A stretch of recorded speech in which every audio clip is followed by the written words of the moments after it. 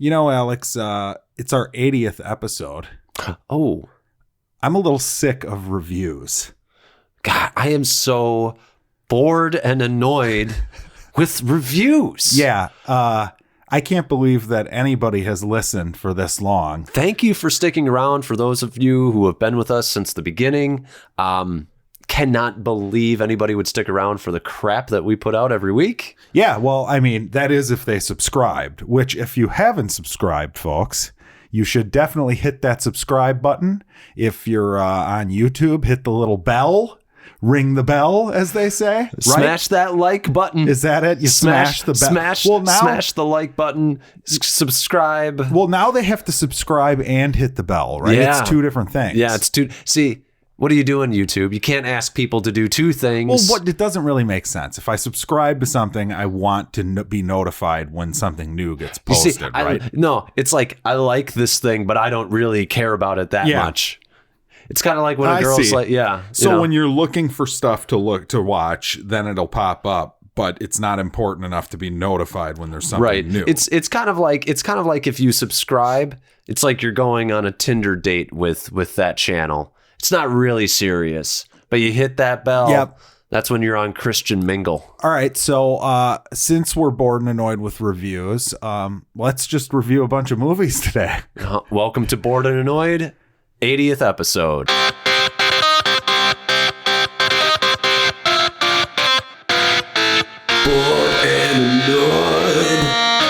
80th episode. Yeah, that's pretty crazy.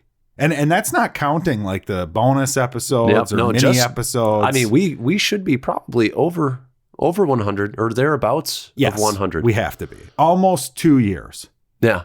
So yeah, it's been a wonderful ride. A wonderful And we'll be doing this and acting like 100's a big deal in like 3 or 4 more months. So, yeah. Yep. Well, so this is Bored and Annoyed. And he's home at the movies. I'm Jackson. Yep. Oh, yeah.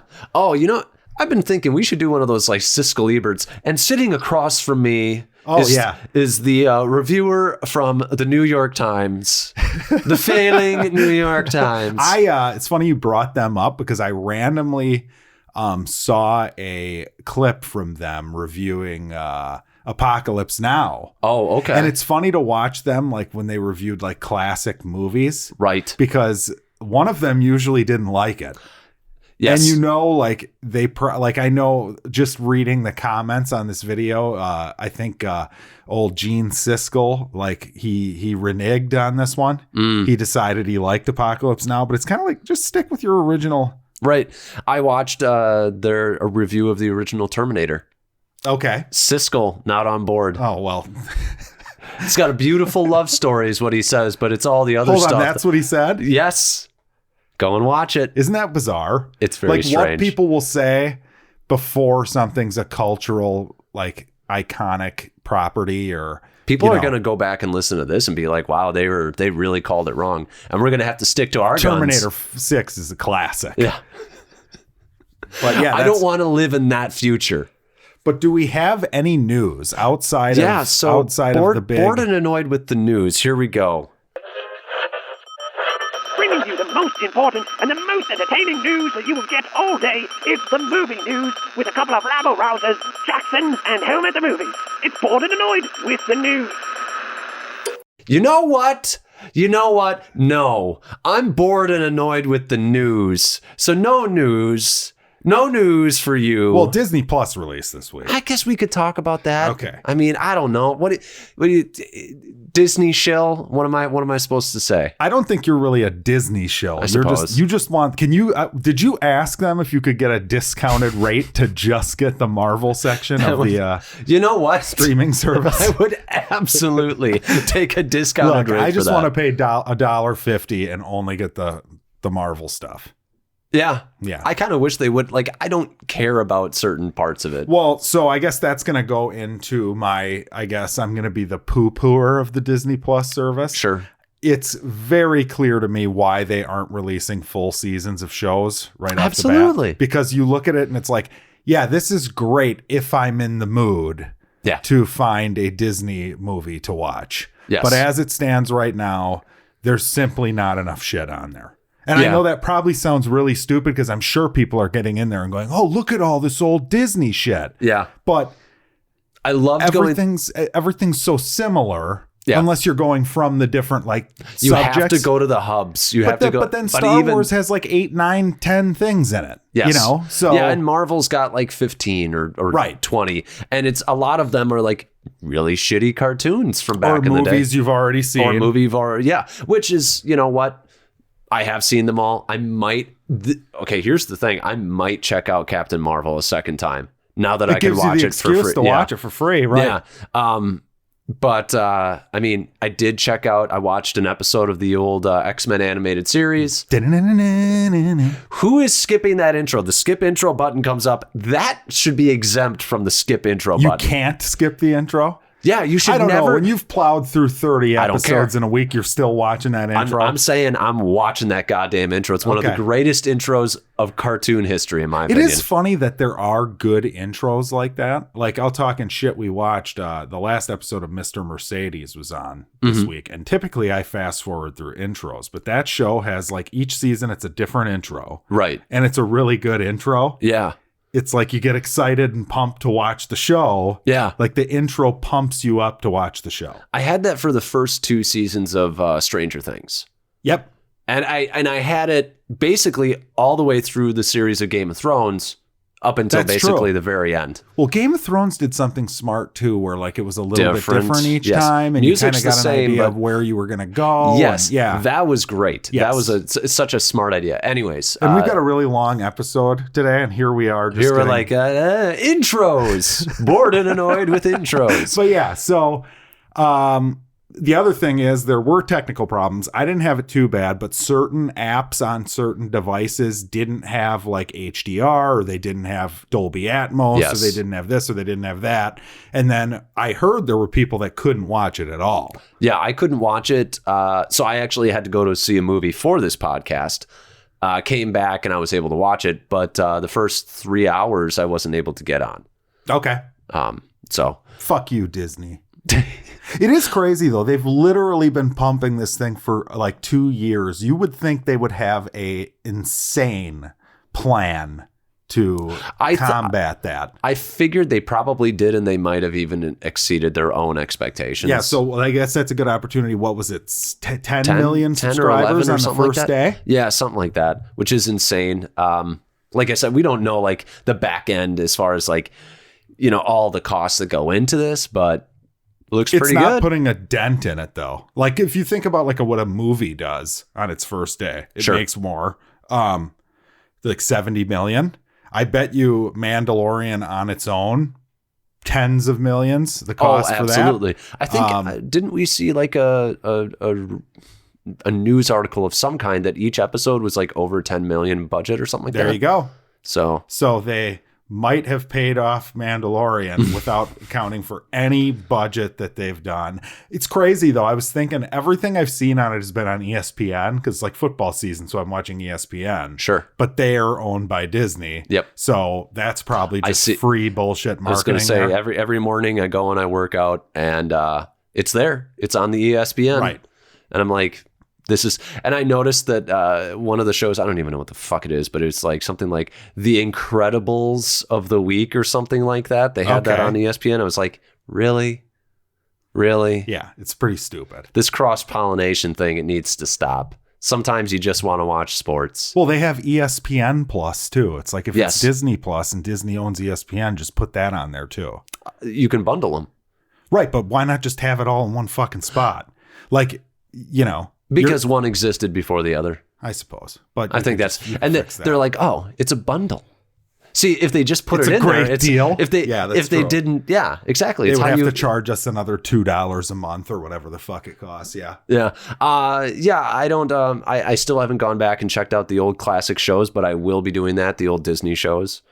So far though, a little lacking. I kind of see what you're saying, but there are so many good shows on it, like Simpsons. They've got a bunch of the Simpsons seasons. They've got 30 seasons of the Simpsons. Do they have all of the seasons? Okay. Now, I don't want to make that sound like it's I still think it's worth your money, I suppose. $7 a month or whatever. Right. But But I'm just saying, I get that you can't, if they just put all of The Mandalorian on there on launch day, or they put all of something on there on launch day, people would have gotten their week-long trial, blown through The Mandalorian in a night. And if that's what they got it for, they would have realized by day 7 that the value isn't there to keep this thing.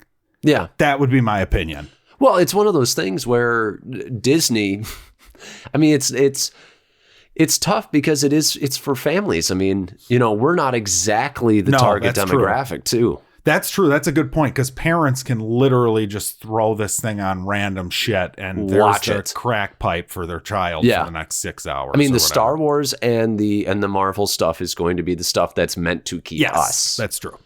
Which still very excited for, all of the Marvel shows that are coming. So that's my main reason for having it outside of Mandalorian. And shockingly, I can't believe they didn't pump this up more, but all the Star Wars movies are 4K HDR with Dolby Atmos sound, which is what I've been hoping for. I still want a physical release, but that's pretty nice. Although I guess we got to talk about George snuck some final changes into the movies before he gave them to Disney. What? Yeah, so the Han shot first scene has changed again.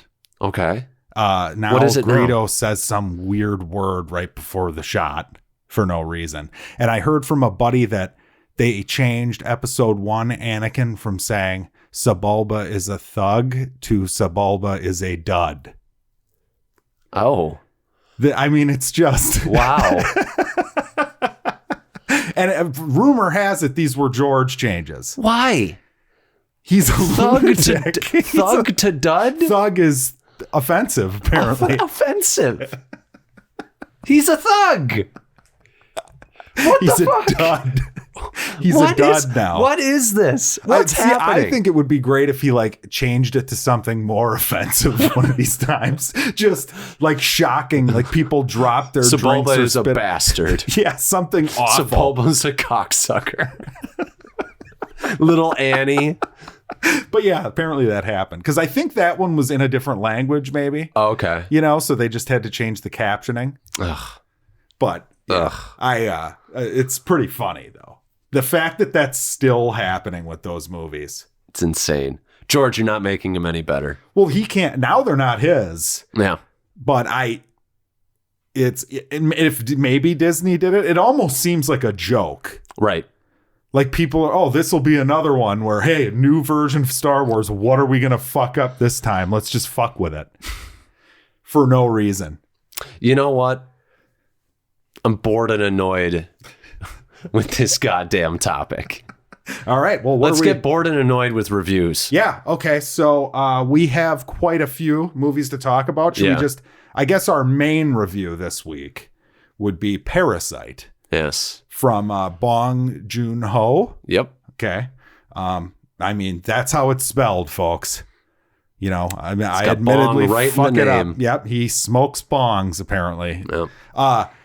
So I'm going to let you start on this. Okay.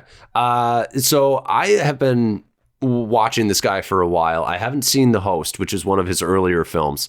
Snowpiercer, loved Snowpiercer. Okja was fantastic. And when I heard that he was directing this, I didn't even want to watch a trailer because I was like, I'm sold. Okay. I'll just walk in and watch this movie. This movie is unlike anything I've seen all year. Probably unlike anything I've seen maybe ever as far as what it can do with tone. Yes. It's hilarious and disturbing. Yes. The acting is fantastic. The writing is great.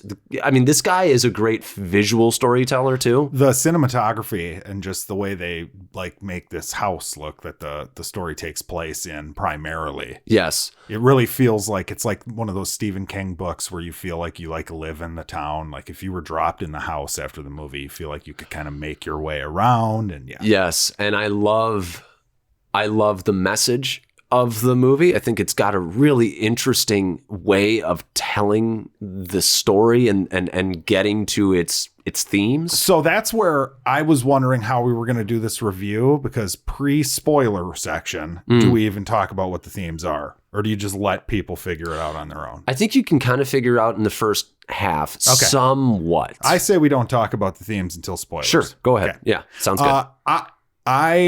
This is not going to be like my favorite movie of all time, but I came out of the theater like amazed because I had seen one trailer. And it was one of those where all the critics are saying it's like the greatest fucking thing ever, but there's like, I have no clue what the movie's about. Right. But everybody's saying it's a masterpiece. It's the greatest thing ever. So they got me. So I'm like, fuck it. I'll go see this. Yeah. I had seen Snowpiercer. I hadn't seen anything else that this guy had done. When the movie ended, I thought it was one of the most amazing movies I've ever seen. Yeah. Ever. Yeah. Like, period. Because not that it's like going to be everyone's cup of tea, so to speak, though can't imagine anybody not liking it, I guess. Yeah. But it is like, for him to juggle, it feels like it's like 5 different genre movies wrapped up into one.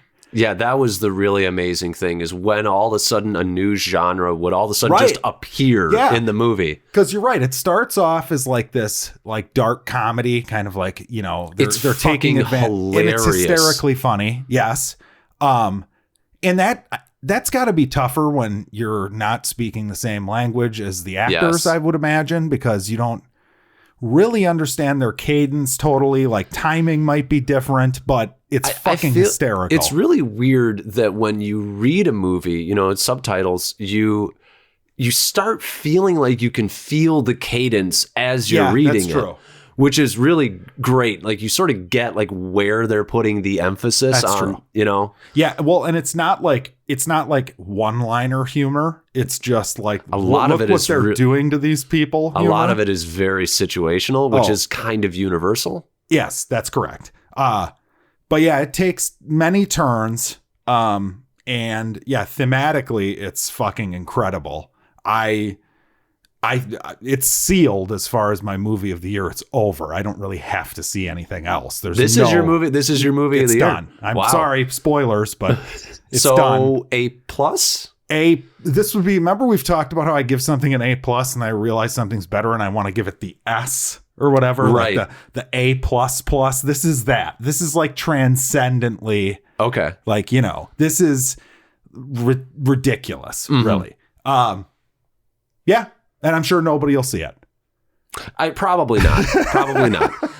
Which is a shame, because I think that this guy, it'll get its audience because, and it's not probably didn't cost very much. Right. So this guy, and I still need to see, he's got 2 or 3 movies I still need to see. But right now, he kind of reminds me of like Taika, in that like I've not seen a movie that he's done that hasn't been anything short of really good. Yeah, like B+, A-, like B+, quality, like everything is B+, A-, or better, which is amazing to have a director have that kind of batting average. I think he might be in my top 5 working directors today after seeing this movie. After seeing this movie, he's solidified myself as like he should go straight into the filmmaking Hall of Fame. Right. If I'm being honest, because I could not believe the movie. Yeah. The person that I was with and I were like looking at each other like shocked. Like, you never knew what was coming. Yes. You never, and you know, seeing as many movies as we do, like, that's such a gift. That's a gift to an audience like us. Well, it's funny because it's like, it truly is, because like last night we went and saw an early screening of a movie that was really good. Yeah. We won't name it. We're going to do an episode on it in, an hour. But that movie is telegraphed. You know, there's one thing at the end that's surprising, but in general, that movie has all the like archetypical characters. Sure. It's it's a feel good, movie for mass appeal. It's a good movie. Yeah. But to see something like that that Parasite is ridiculous. And not knowing anything about what it's about. That was where, I don't know. If I were to say anything negative about it, and I don't even know if it's a negative, because it's one of those things where I realized that timing in a movie and pacing can be used in a different way than what you're used to. Like you're not always supposed to be entertained. Maybe you're supposed to start finding things a little annoying. Be in a little bit of a lull for a moment, because there's a lull segment of this movie, but it's so perfectly placed because all of a sudden you're on the edge of your seat. It's right before everything changes and the movie is never the same again. Becomes a twisted psychological thriller / horror movie for the last hour. And it still manages to have those moments of humor, which is fantastic. Right. But I think I'm really waffling on what I want to give this. Oh, this is because to me this is like here. In my opinion, I don't even think I might be an A- or an A, because I like Snowpiercer more. And I like Okja more, but see that to me is astounding, because to me those are really good movies, but like Snowpiercer's so on the nose with what it's trying to say that it's almost it feels like it was probably so much easier to write than this. Whereas this is agree. Fucking crazy. I like the propulsive nature of that. Sure. And I love the world. It's got Captain America in it. Well, I mean, that's that Marvel shell in it. It's part of it, but it's got like the great axe sequence, which I just fucking love. It does. It's got the action and all that stuff. And that's the thing about Okja too, that's got a little bit of action. There's really not much action in this. Not that should be considered a detriment. It's just that's one of the things I love in a movie. Okja's like a B to me. Okay. Okja's the worst of the 4 movies I've seen of his. Which is a B. B plus. Okay. Yeah. So I guess we're really giving him a bad reputation, right? Yeah. I mean, I love Okja, but I think it's because I love the main character, the girl, so much. She's good. I love like all the characters in this, like every single one. We didn't even talk about that. Every character in this. Every character is great. Yes. Especially, and they're all so wildly different. Right. Even though there's a family and they all come from the same family, they're still vastly different human beings. Well, and you even like the other other family, yeah. But I guess spoilers. Let's go into spoilers. I'm A plus, you're A minus. What are you? I'm going to hold this against you for the rest of my life. I'll stick with an A. Okay. I'll stick with an A. All right. So spoilers, the plot of the movie. So I would recommend not listening to this if you don't know anything about the movie and it just sounds like maybe you want to go see it. I would recommend stopping this or skipping to the next timestamp. There are timestamps. But the plot is basically that there is a poor family living in Seoul, South Korea, or wherever in South Korea, and basically they're struggling. They don't have any internet. They fucking are getting jobs folding pizza boxes, whatever. And one of it's a boy and a girl and then the parents. And the boy has a friend who is leaving town and knows this girl who needs an English tutor for while he's gone. And he basically gives the job to his friend. And he gets in there, he forges college transcripts. He this is where the sister comes in, because she's got mad skills with Photoshop. Right. Yeah. Right. Yeah. So he goes in and then he realizes this woman's really gullible. This mom of these kids. Yes. And decides to turn it into basically pull the rest of the family in because they're paying top dollar for these different positions within their house. I think that's a good setup for the premise, right? And then things go crazy. Right. It's funny. I actually literally forgot we were in spoilers. So I actually can say and then they get the maid fired. So the mom takes the maid's job. And then the old maid shows up at a time when the rich family is out of the house. Sure.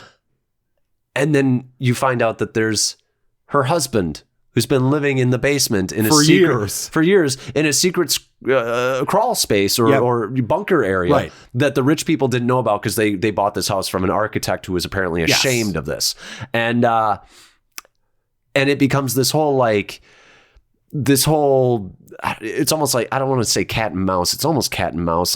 It's this manipulative, secretive, dark movie about what these people are willing to do to keep their position in society. And what you're willing to do for a job. Yeah, well, no, and I do want to stress how much fun it is to watch like the rising action in this when the family is getting the jobs at the house. Oh my God. Unbelievably. It's an amazing setup. It's one of the like greatest, because I was just laughing. You're like cheering on this family. Yeah. Even though they're doing like what they have to do. They're kind of being pieces of shit. Yeah, exactly. That was the whole thing. It's like you kind of always knew that they were being assholes. Right. But you were along for the ride and you're like, you know what? They're my asshole. Well, and the fact that they had the rich characters, the naive ones, not be complete pieces of shit. Yes. Like you didn't hate them really throughout the movie. There was a moment near the end where I started disliking the father. Pissed. Right. Because you're like, you know what? This is exactly what's wrong with society. Right. Yeah. When the father says you're getting paid extra, you know, just think about this as you part of your job. I'm like, you know what? It's not part of his job though. He's your driver.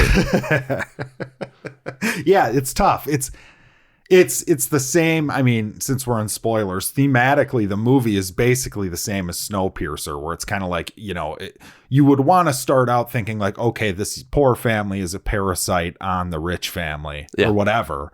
But then it becomes like, oh, really? They both feed off of each other and one cannot survive without the other. And there's a whole nature. And that's exactly what Snowpiercer was, right? Right.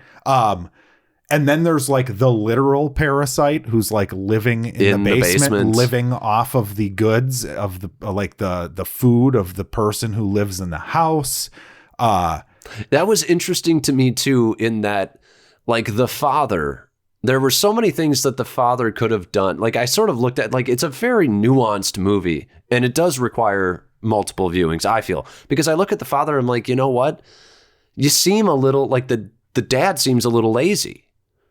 You know, he was. You're right. No, you're right. They're not perfect. Yeah. Like, and I'm like, he seems like the son seems like the one who is like, I'm going to start taking ownership of where I am in life. Yeah. Whereas the dad's like, we can do this to like, you know, get away with this, or I don't want to do this, or I'm going to live in the basement at the end of the movie. Now that's partly because he killed the dude. You know, it's funny too. I love the whole concept of like, kind of the easy way out, or putting things off, where it's like, okay, the work ethic of this family isn't very good, because there's a scene at the beginning where basically he forges these college transcripts to get a job. Yeah. And then he's the way he justifies that, like, oh, I don't really think of it as wrong because I'm going to do this anyway. Yes. At some point, like shit like that, where it's like, yeah, we've all kind of been there, where it's he like does, and he believes, like he earnestly believes it. I think he does. Right.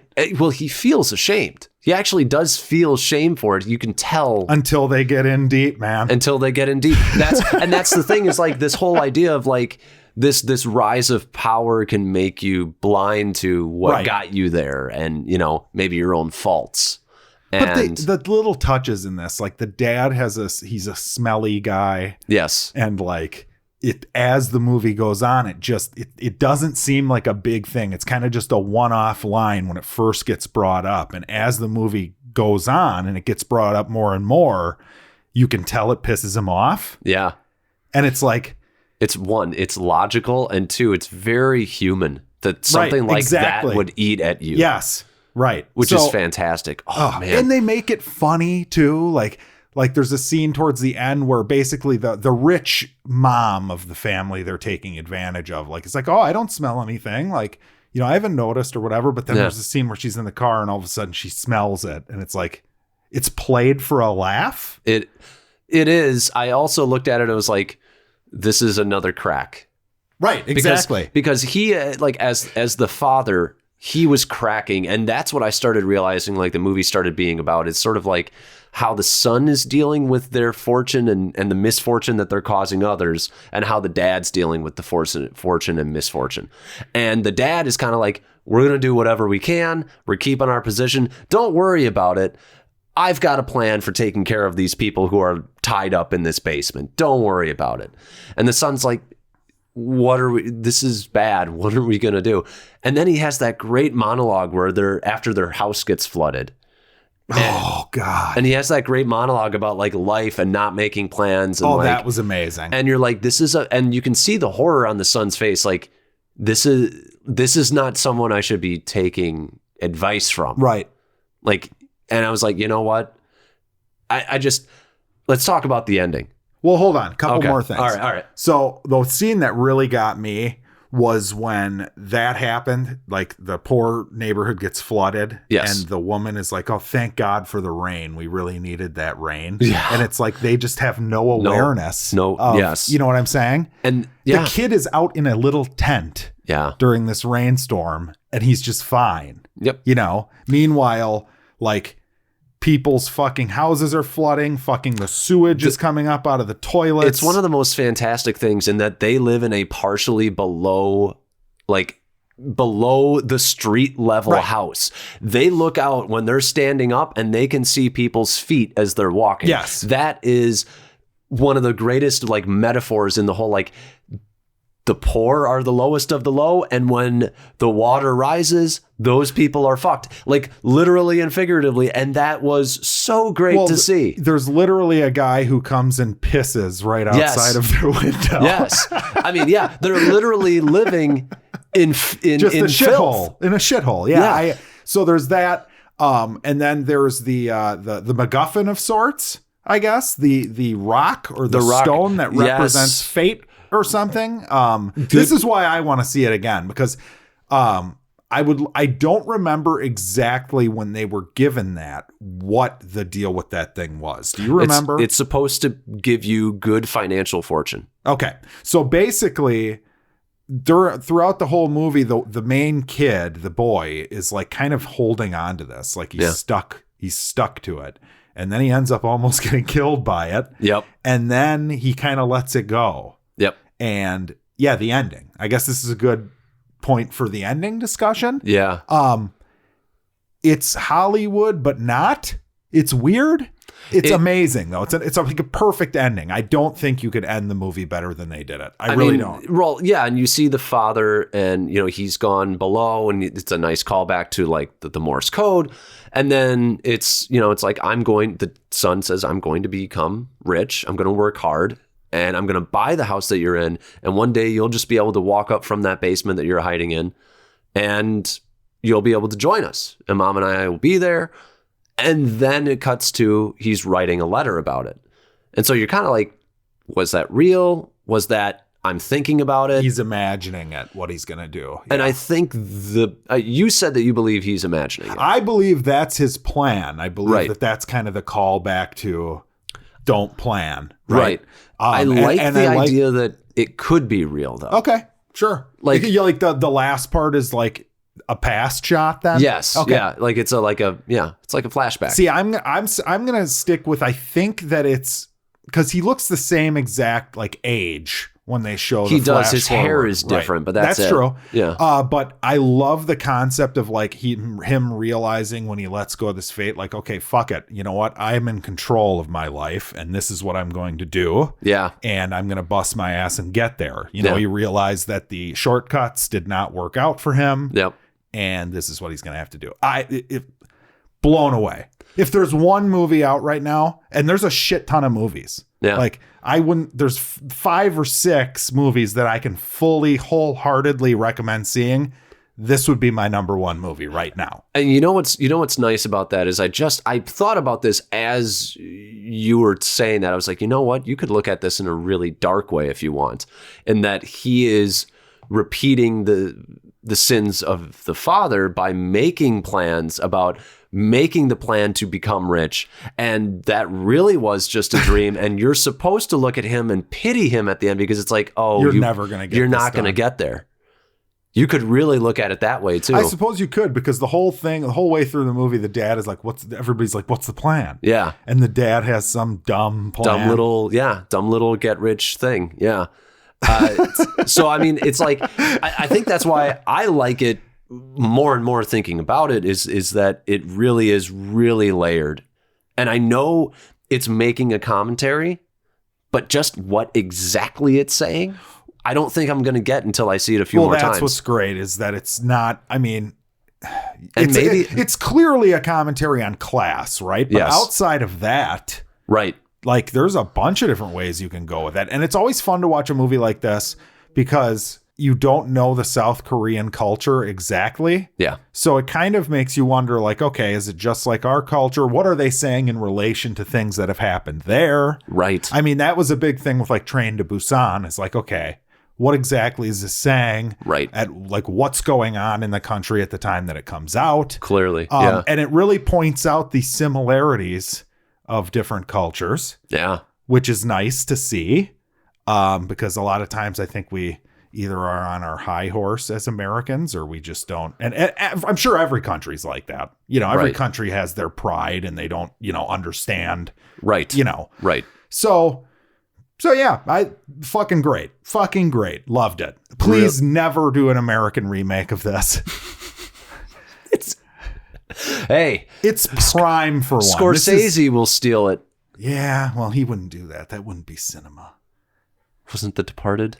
I don't think so. That was original. No, that's a remake. No. Look it up. No. I don't think so, Buckshot Bill. It's a remake. Of an Asian cinema film. film. Oh, really? Oh, okay. That's why I brought it up. But it's instead of the Yakuza, it's something else. Yeah. Remake of 2002 Hong Kong film Infernal Affairs. Look at that. You got me. Yeah. Wow. So yeah, Scorsese, you're not really that fucking original. Yeah. Talk about original stories. Now, is it a remake or is it like we stole this one nugget of an idea and turned it into something completely different? I don't quite know. God, but it's Departed. a remake. But anyways, Jack Nicholson was still the shit, doing stuff at that point. Yeah, so let's go to our next review. What do we have next? I don't know what I put down on my list here next. I guess Dr. Sleep spoilers? Dr. Sleep spoilers. Yeah, so we already did a mini review of Dr. Sleep. So if you want to hear our grades and, things of that nature, feel free to go listen to that. Short answer, we both liked it quite a bit. Yep. We both were like B+, A- area. Yeah. Yeah, but spoilers. Why is it good? Okay, so the Rose the Hat and her cronies, the True Knot, or I think it's the True Knot. Knot. They kill a boy in a scene. Oh my God! It was one of the most disturbing things I've seen in a theater in a while. In a theater. I mean, in a while. Probably in a theater. Period. Yeah. The way that the kid's screaming, you're just like, it just makes you uncomfortable. Yeah, because basically the premise is that. This crew of the Knot, basically they are like vampires, only they survive off of like the fear and the death of the children who shine. Sure. So they like scour the country looking for people with the shining. Yep. And they find this little baseball player boy who like knows every pitch that's coming because he's got whatever. And yeah, they torture the fuck out of them because the more they have them scream and cry or whatever, the more energy vapor or whatever the fuck it's called. Mist. No, there's some steam. There the more steam they give off, and that's what they use. They keep it in canisters, and that's what they like huff to get their power and to live longer. Right? Yes. So the scene is the kid from Room. Yeah. Being tortured. Yeah. And it's just wonderful. It's not wonderful. It's really well done. It's incredibly effective. Yes. The little girl in the movie is fantastic. Yep. I would say, what's another spoiler bit? We could just talk about you can get real in depth with him going back to the hotel. The hotel was great. I liked the idea that we finally, he let loose the monsters, and that was sort of the way to beat the monster, but also it took him with it. Yeah, so basically he, after he died, Halloran, his ghost, because he died in The Shining, visited him and as a ghost and told him, like, look, build these boxes in your head, and when you run into these shining creatures, you just lock them up in that box in your head, and there they will remain, So yeah, the end of the movie, they go back to the hotel, and that whole part was It was odd because you've got characters from the original movie, but they're not played by the same people, obviously. Yeah. So like you run into Jack, and there's a scene at the bar with him. And that was he's now the bartender. That was a strange one in that I liked the idea of the scene. I actually think the actor did a pretty good job given like the monumentous task he was given. Right. But it did take me out a little bit because it wasn't Jack. Because it's impossible. Yeah, Yeah, but I do think that Flanagan deserves credit for knowing that, okay, if I try to hit this too much on the head, it's just going to be a disaster. Right. Because they've got characters, but you know that it's not them, and it doesn't try to like fool you into thinking it's Right. Jack. There's no CGI work. Right. Well, there's some, I'm sure, but not to like disguise. They just found people who looked like the people. Yeah. But it almost feels a little TV show-esque at times, like cheap. And maybe that's just because you don't know these people. You've never seen them in anything, or maybe it's just because this director is, the Cut his fucking teeth on Haunting of TV. Hill House Yeah. was an amazing TV show. That's what he knows how to do. So Yeah. he's great. He's fucking great. I love this Mike Flanagan guy. I love there were certain things that he did in this that like stylistically it's a vastly different movie from The Shining. Yes. One of my favorite things was when Rose the Hat decides to do her sort of like mind melding thing and go on a journey. One, it was great to just see her fly to her destination to go to the little girl's room. Right. That was just visually kind of stunning.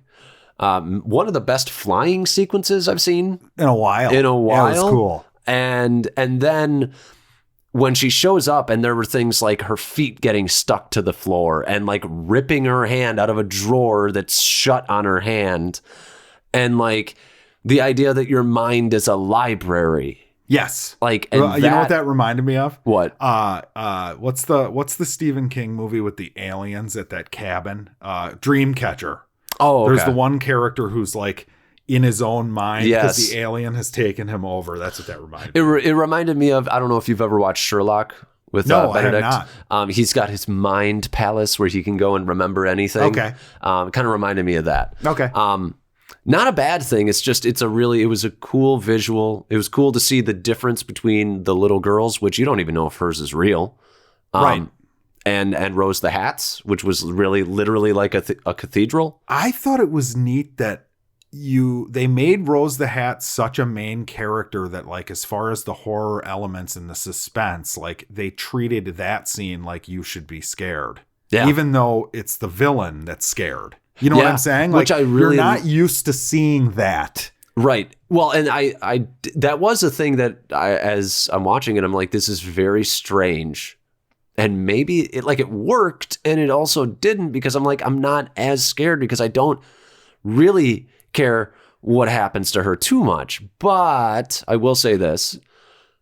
I like the idea, and I don't think he fully latched onto it, that maybe there's something a little off with the girl. Ah, okay. Yeah, I mean, she was very vindictive. She's very vindictive, which I liked that you could maybe do something with that should you want a Shining 3. But it's honest, though. These people are killing children. Right. I mean, it's like right. the worst crime that you could possibly commit is murdering children. Murdering right? children. Innocent children. So fuck them. But it's not even just murdering, it's torturing too. It is interesting, though, because when you like the character so much, the bad guy, because to me, it's a given that she's the best part of this movie. That's my opinion. Yeah. Some people might disagree.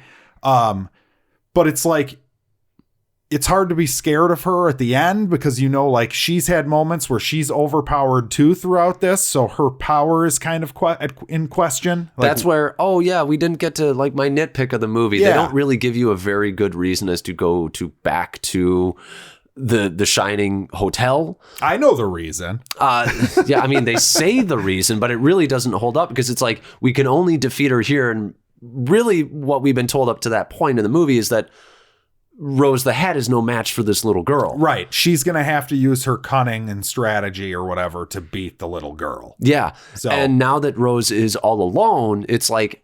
Yeah, that's a problem too. I don't I don't fully understand, outside of a book has more time to kind of flesh out multiple characters, why every single one of her cohorts wasn't there. Or like why, because to me, there should have been like a few that hadn't gone and, gotten killed. Spoilers. This is a spoiler review, but yeah, dude, there's some awesome, just random shit too. Yeah. And that's like, I was just thinking about when you said your horrible thing on the podcast a few weeks ago, telling someone to go kill themselves. Oh boy. And then you apologized. Yeah.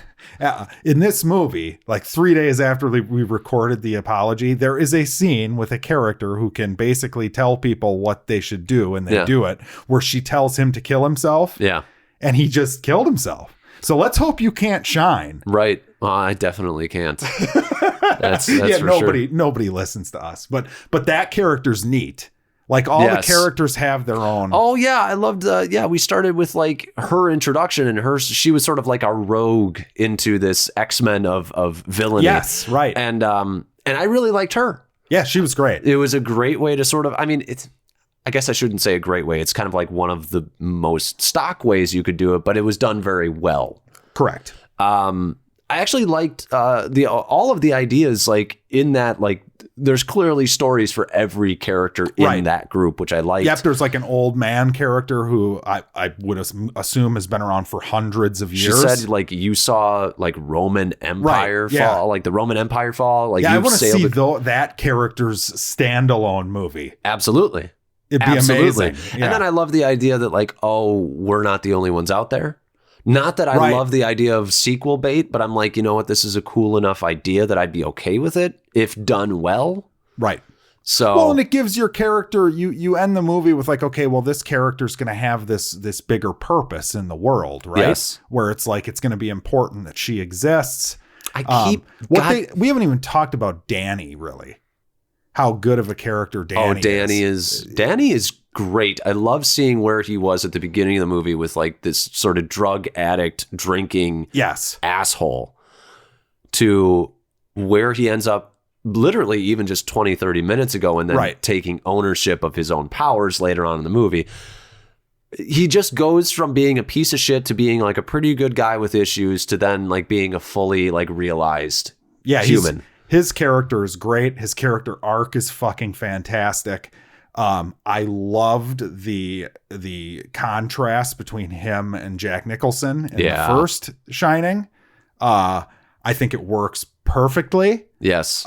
Even though these are entirely different movies up until maybe the last 15, 20 minutes where it's still a different movie, but it's got all the Shining shit that's thrown in. Yeah. Because Shining. Which feels sort of, despite the fact that the reason is flimsy, it feels earned. Like it doesn't feel like, hey, look at all the things you remember. Like we didn't spend the whole movie doing that. If it had, I probably wouldn't like it. Now, here's an interesting question though. Like us two, I would imagine that if the hotel wasn't in it at all, I wouldn't care, really. Wouldn't mind. But what happens if it's not in it?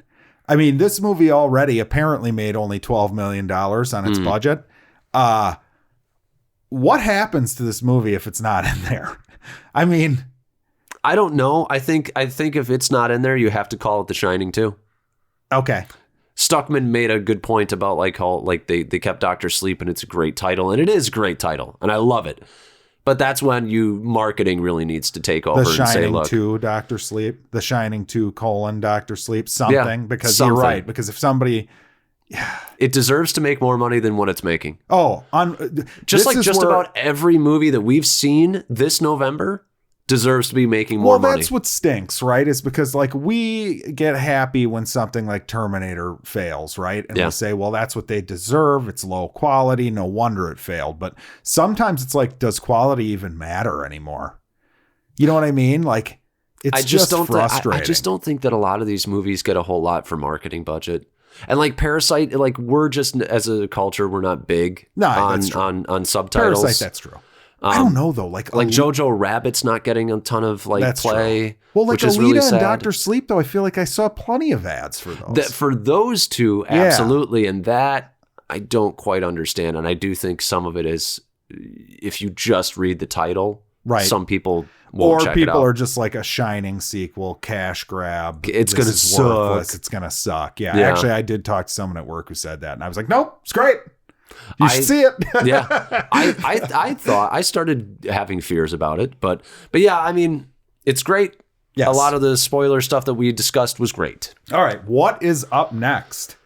What is up next? I mean, I believe we have another Asian film. Shadow. I think this is from China, actually. From China. This one, Shadow. It's been a while since I saw this one. Thanks, Alex. Yeah. So why don't you kind of give us the little intro to what it is? The rundown is that, so you've got, it seems like in China, like at this time, there were multiple sort of royals or maybe royal clans. Sure.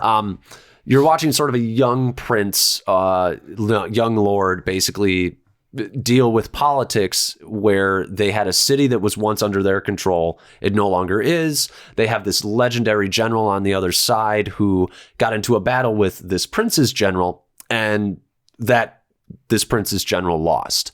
So in losing, he also had a double. Basically, he had a young poor man who was sent to kill his father at some point, and he actually looked basically exactly like this guy. And they went and they got him, raised this guy to basically be his double, and it's this general in hiding trying to exact his revenge and play power schemes using his double. Right. Yeah, setting his double up to fight the other general again. Yeah. And it's quite fantastic. It was really good. I love the look of it. It almost tricks you into thinking it's a black and white movie once in a while. Yes, it's almost all black and white. Yeah, and it does deal with looks great. It deals with this like yin and yang. Which is, I think, where it comes from, and that's very thematically relevant within the movie about like the feminine and the masculine, the dark and the light. Just utterly fantastic. And I will say my main problems was at the beginning was a little slow. I was going to say my nitpick on this, and I don't even think it's a nitpick. I think you could have made it a little bit more engaging during like dialogue heavy parts, because it's not an exciting watch for the most part. I would say up until you get into the late second act, that's when things really kick off, and things kind of go nuts in a really glorious. Oh, the ending, the final like 30 minutes is fucking awesome. I thought. I think the second that they get into the battle that's near the end, I'm full of action. Might even be slightly before that, but once they get into the battle, that's when I'm fully on board. There's a couple scenes involving the asshole lord and his sister that are pretty engaging, because it's like, wow, he's a fucker. And the look of it, the cinematography, the way they designed everything. My favorite thing about it is the yin and yang, because I thought of you when I was watching this, because you're always talking about how like in a fight, you should be able to tell something about the character from the way they fight. Yes. And this movie was like that in a movie. That's like what it was about. Yeah. You know, so I really liked that. I thought it was great. I would highly recommend this. Yeah, this is in between a B and a B plus for me, just because the beginning is a little too slow. I'll give it a B. But it's a good B. I mean, especially if you like martial arts type stuff. It's different than like just a kung fu movie, though. Totally. And that like it's a kung fu movie with an engaging story and engaging characters. Actually, not too many fight scenes. It reminded me a lot of the Zombie Kingdom show, just the politics of the tribes and that kind of stuff was in there. So if you like that kind of stuff. Oh, by the way, if you haven't watched Kingdom, what are you doing? Make sure you watch it dubbed. Oh my God. That's a joke. Absolutely don't watch it. We should have an episode where we watch foreign movies dubbed that we like dubbed. Oof. It's going to be brutal. Rewatch all of Dark dubbed. Oh God, no. One of my favorite sidebar. One of my favorite things about like old anime was that they used to change the names from like, whatever it was in whatever language it was to like John and Joe. Right. Yes. Yeah. Sure. That's one of my favorites. I'm going to take you on, Joe. And it's like, one of the most Asian one man. of the most Asian people. Like he's like in like the full samurai outfit. Yeah, that makes perfect sense. Oh, but yeah, God. I guess the last review. Oh, I'm really sick of these reviews. So bored I'm and burnt annoyed. out. The Mandalorian. The Mandalorian. Yeah, you didn't think we were gonna get out of here without talking about the Mandalorian, did you? You No. fools. No. Yeah, what'd you think? Enjoyed it. I enjoyed it too. I'm a little bit, and this is gonna make me sound like an ass. I'm a little bit tired of leaning on the nostalgia at this point, though. Oh, Just a little. Yeah, I'm absolutely tired of it. It's like every 3 minutes there's something you recognize. Like there's a scene where like one of the, or as spoilers, I guess, but there's a scene where like one of the Salacious Crumb characters is like on a spittle being roasted. That's not really a spoiler. Yeah, I get. I mean, it's true. It has it's what no people expect. You're it right. has no story bearing but there's whatsoever. a few things. Well, like the old Jabba the Hutt's like little like door guard thing yes. that comes out there, and I'm like, it has the same voice. yeah, and I'm like, why is this here? And I get why.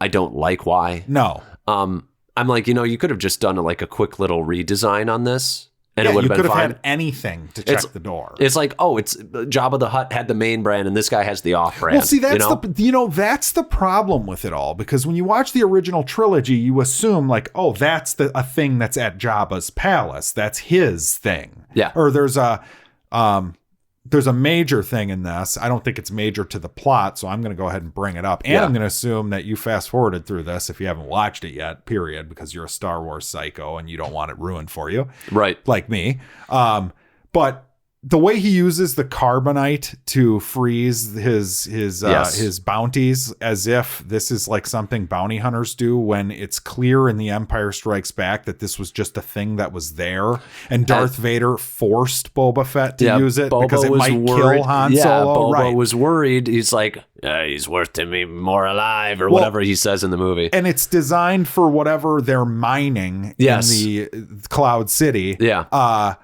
It's not something that would be on a ship of a bounty hunter. It's just not. I mean, I guess you could make the stretch that, maybe Boba like called his buddies when he got the, which it was a legend we deal or with whatever. Because like the Mandalorians clearly are a society that interact with each other, Right. But okay. So correct me if I'm wrong, but Boba Fett was never really a Mandalorian. No, he's a clone.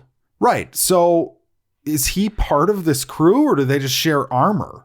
That's a tough one. Or maybe we'll find. I mean, we don't know, right? That would be interesting to get into. If Boba Fett actually shows up in the show and you find out his relationship to the Mandalorians. Maybe he is. By the way, do we know, is Boba Fett alive in canon now? I don't know. Or is he dead? Because I know this is after Empire Strikes Back. This is after Return of the Jedi. Or so he got eaten by the Sarlacc. That's right. Bring him back. He is slowly being digested over 1,000 years. All right. So here's where I'm going to be a hypocrite and say, bring him back. Bring him back.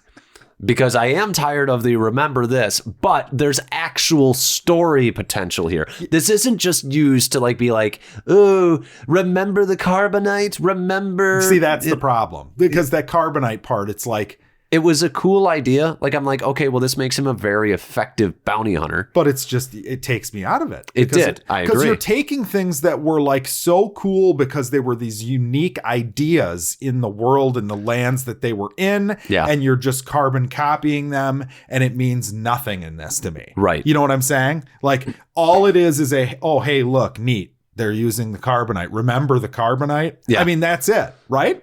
But those are kind of like our problems. We've been awfully negative on something we said we enjoyed. Fuck. So it's their fault, though. It is. Design of the character is great. Yes. Performances are good. Like the performance. He's got the very standard, I'm the stoic, bounty hunter, cowboy type. He's hit. You don't know much about him. He's almost like a John Wayne or a Clint Eastwood character. Which is the way it should stay. Yes. We shouldn't learn too much. No. I guess that's where I'll get back into a little bit of a nitpick, which is the flashback. Didn't take long. The flashback sequence is a little much. I really don't want there to be too much. I know there will be because that's what we're going to get. Yes. You don't do that in your first episode and then not reveal things throughout the series. You just don't. One What else was there? I like the action. The action was pretty good. First, I would agree. Beginning was a little jokey. We could have done with a few less jokes. The blue alien at the beginning was a bit much. Yeah, it was. That whole scene had me worried. If I'm being honest, it had me a little concerned. But I loved the ice planet that they were on. I loved when he was getting on the ship. The monster and stuff. That was good stuff. That's very Star Warsy. That was very Star Warsy. I liked that. Was not a fan of those little things that they rode. Really? The Golden Axe things. That's what it reminded me of, was the video game Golden Axe. You could knock the characters off of those things and ride them. They were just so stupid looking. They just looked really stupid. Like, would never, why would you ride these? Right. I would just kill them because they're offensive to my eyes. Yeah, they're very ugly. They tried to make it like this cute, funny thing. Nick Nolte is in this. Yes. I mean, all the stuff in the bounty hunter world was the best stuff. The Werner Herzog part, the guy who gives him the mission, that's like my favorite fucking scene in the whole show. I love that guy's voice. He's great, dude. I love him. You have to listen to me. No, you're doing Arnold. No. God damn it. His voice is hard. I always think of the movie Grizzly Man. Have you ever seen that? No. About the guy who went and lived with the grizzly bears and got eaten. Oh, and it's like a documentary. Yes, I'm Timothy Treadwell. He brought his girlfriend up to the. Did you see? Do you ever watch Boondock Saints? Long ago. He was in an episode where he's like, wait, no, Boondock Saints. You mean the Boondocks? The Boondocks, yes, the Boondocks. Sorry, yeah. I don't watch children's shows. It's so great. He shows up and he's like a documentarian in it, and he's like, this child. I could tell he was nothing but darkness. Well, it's shocking he's in this because he is a documentarian. Like, that's what he does. It was so great because it was like the episode where like Obama won, and this black kid is not upset at all because he's like nothing's changed. But yeah, just hearing his voice.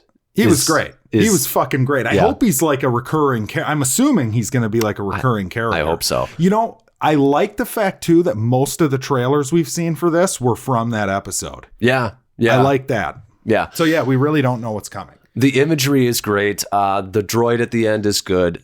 That was Taika Waititi. IG-11. IG-11. It was nice to kind of see how effective these things are. I loved the fact, because to me, I always looked at that character and I was like, well, that looks like a big, dumb, lumbering thing that wouldn't be effective at all. Like, I'm sure, like, when they built it, they didn't imagine how they could make it, you know, like, they really built the character, not in Star Wars world. But like when George Lucas's team designed it, they were just trying to make neat looking shit. Let's just make a guy who looks like a pencil. Right. He's a but robot he's fucking pencil. great. Yeah. Yeah. I thought that was good. What did you think of the ending? The ending is interesting, and also look at Remember Yoda? Yeah. At least it's something that we've never really delved into, though, because Yoda is the only. Well, there's Yaddle in the prequels. We won't talk about her. She shows up? I don't remember that. There's a girl Yoda in the council, on the Jedi Council. Good old but George. She doesn't say anything. Good old George putting the focus on the women in the movies. That's right. He was ahead of his time. Yeah.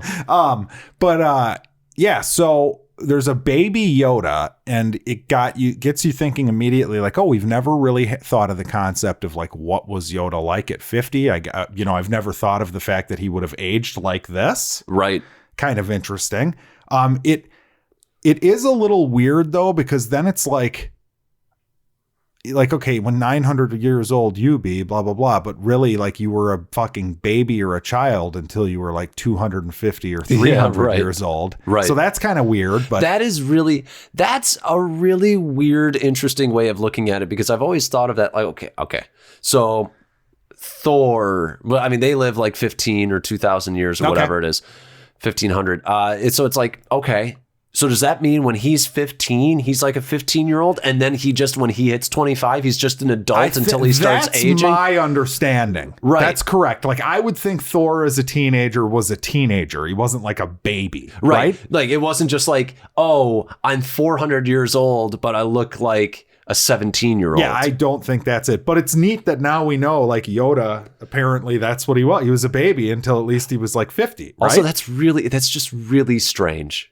It's just really strange, the idea of like, and I guess it's just our perception as beings, but it's like you could be 400 years old and like still be like for literally like 100 years be like girl crazy and pining over girls because you're like hormonal for 100 years. For 100 years. Well, that's interesting too. So this is where I'm hopeful, because now you can get into this. This can be something interesting to explore. Like, is Baby Yoda like as an intelligent? Like, has he soaked in the knowledge of being around for 50 years and he just can't use it yet because he's 50? And I don't mean to call him Baby Yoda. He's Baby whatever Yoda's and that's kind of neat too. We don't know, right? So maybe we'll learn more about that. I mean, pretty slick of them to think of that as something like, oh, you know what? Something that hasn't been done in Star Wars. We've never explained this. Yeah. Let's get into that. So, what was that? There was a Star Wars comic that you were reading for a while where they like boarded a Sith ship. Lando, right? That was kind of like, you know what? Some of these like smuggler I want that ones to be a show. That's what I was thinking. I was thinking that while watching this, I was like, you know what? This is where you expand the world, is the whole like a smuggler comes upon a thing. Well, that's why I didn't hate Solo either, because it was a little different from. It's fine. You know, like it's nice to not be obsessed with Jedis and Sith in the Star Wars universe, to do something different. That's why it's so disappointing that, okay, we can do something different, but let's hedge our bets and make sure we throw all this nostalgic shit on the screen. Yep. You know what I mean? And all that really is like, take out the carbonate at the beginning, take out the little Jabba thing. Yeah, it's really those two things. And then if like the only thing that's like, remember this is the Yoda thing, I think I would have loved the first episode. Probably would have been more effective, the Yoda part. Yeah. It looked great. The baby Yoda looked cute. I'm excited. I am excited for the next episode. Yeah, like now he's got to take care of this 50-year-old baby. It's a classic Odd Couple. It's the two men and a baby. It's got two Mandalorians and a baby. It's got to wipe its ass. Yeah, it'll be great. Yeah, I thought it was good. Shit we watched. Whoa. Shit we watched. I watched 2 more Bong movies. Oh, good. Because when I got home, I was like, I've never seen all the Bong movies, so I'm going to go ahead and watch them. So I watched Mother, South Korean movie. This is, I'm assuming, right after The Host. I haven't watched The Host yet, so maybe we'll do an episode on The Host. But might just do a Bong movie.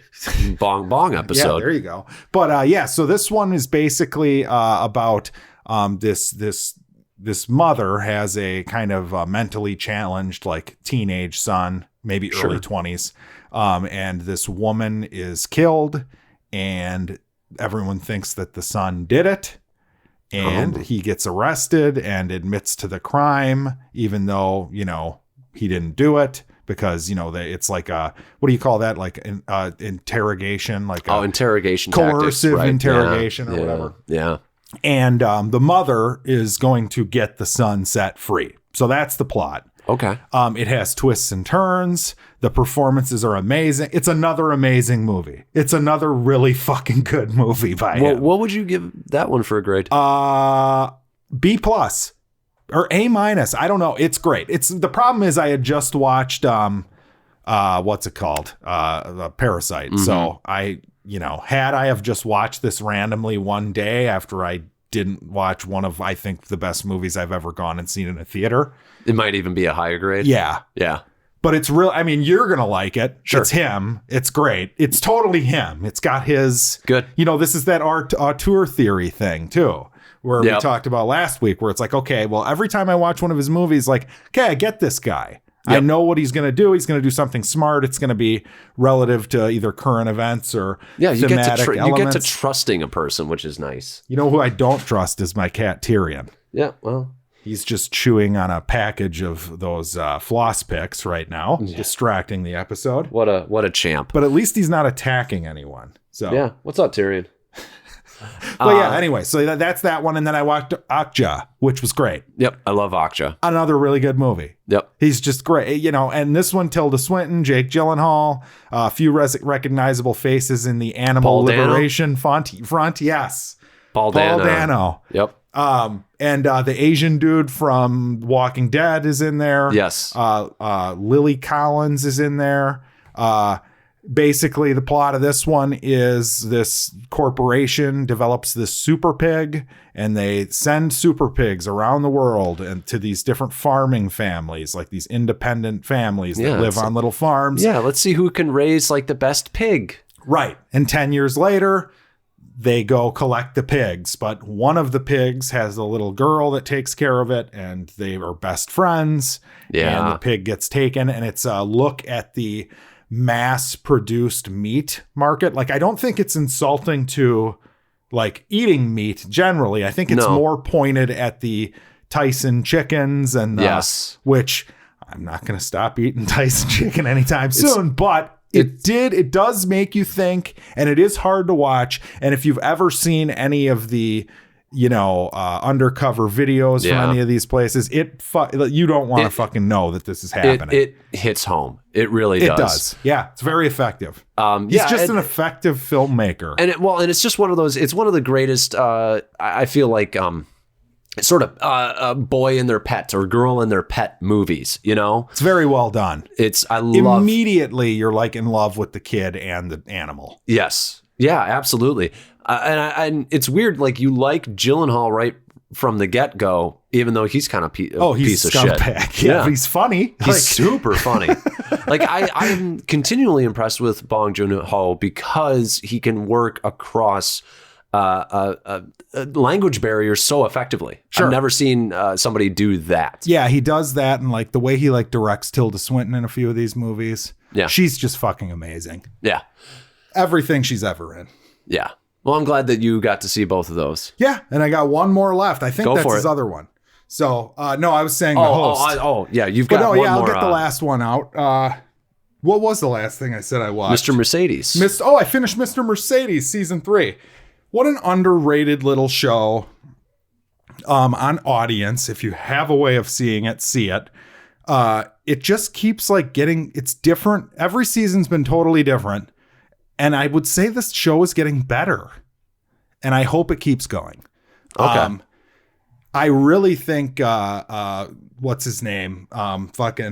I forget his goddamn name all the time, but he deserves a Emmy nomination, and I can't find my phone right now for some reason. Domhnall Gleeson? No, Gleeson, Brendan Gleeson. Brendan Gleeson. Yeah, he's great.